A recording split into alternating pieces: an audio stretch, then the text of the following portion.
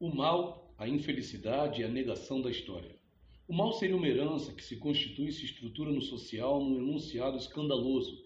Se há um outro, só pode ser o outro do sofrimento e da exclusão. O outro portador de uma diferença insustentável e indiscernível. Uma cidade que pretende ter atingido a homogeneização só pode menosprezar o outro. Mas o que seria uma sociedade que nega a alteridade?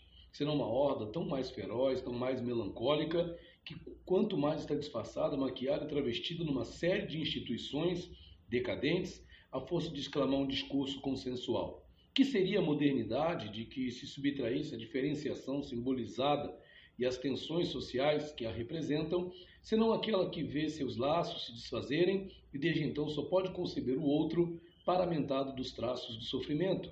Essas sociedades são esquecidiças de sua história e investimentos passados. Elas queimam o que adoraram, pregam a mentira em nome de uma verdade que recusam. Eis um exemplo. Para a classe operária e para aqueles que se arrogavam o direito de falar em seu nome, o stalinismo representou durante meio século a verdade, Pravda em russo, e qualquer crítica ao regime era considerada traição. Em sua queda, o stalinismo arrastou consigo uma série de outros elementos que decorrem diretamente das leis do funcionamento da cidade. Em vez e lugar de uma esperança de amanhãs que cantam, essa distinção que revela a mentira e a negação deixa o desespero. As sociedades que evitam encarar a tensão onde ela se manifesta, no seio da cidade, vêm deslocar-se a questão ao plano do indivíduo. Um outro exemplo esclarecerá a minha ideia. Diz respeito ao que atinge gravemente os negros americanos, que no momento atual parecem estar em via de serem dizimados pela heroína e pelo crack. Excluídos da sociedade americana, eles se identificam com a parte dejeto, a parte podridão do American Dream.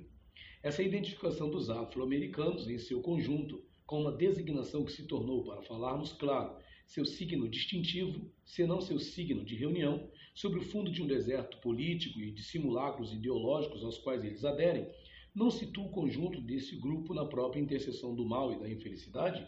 Em certos casos, a droga representa um objeto hipostasiado que permite redimir uma identificação simbólica abalada. Assim, a infelicidade, que é do domínio da subjetividade, pode às vezes ser aprisionada no torno do acontecimento histórico.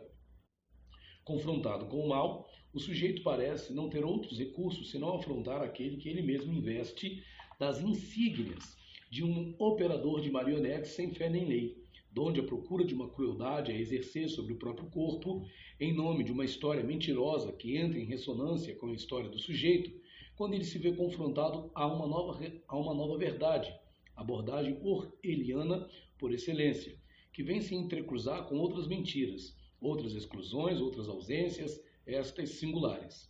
Essa ressonância, que tem os efeitos deletérios de uma paixão, é destrutiva, mortal. Ela pode constituir o outro em marginal, em dejeto, skinhead, SA, em portador de uma violência cega e absoluta em nome de um Senhor todo-poderoso, fiador da coesão da horda. É surpreendente ver surgir em modo epidêmico nos países da Europa Oriental que tentaram apagar a história desbatizando suas cidades, menosprezando seu passado, sem levar em consideração os erros monstruosos que o mancharam, eclosões inusitadas de violência em nome do etnicismo. É surpreendente vermos essas mesmas regiões invadidas após um período ao longo do qual elas foram um pouco poupadas pelo objeto droga e pelos drogados.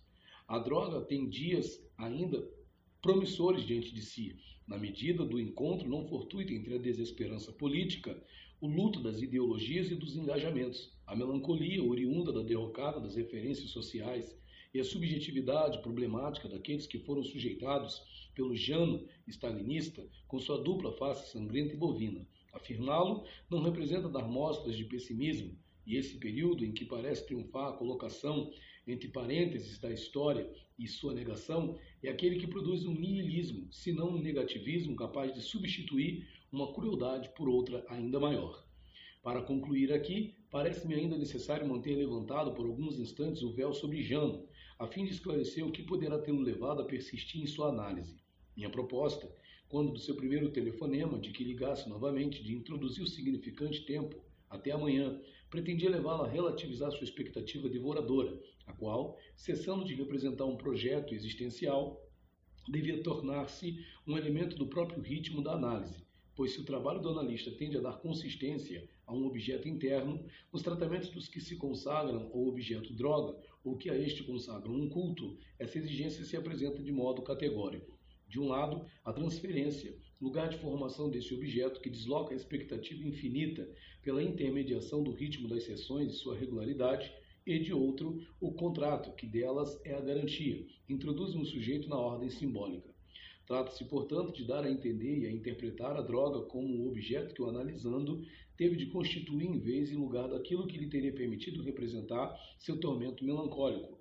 O saber que se constitui na transferência tende a permitir ao sujeito um acesso ao luto a partir do qual se reconstitui o objeto interno, ausente desde sempre, que dele deveria ter sido o suporte.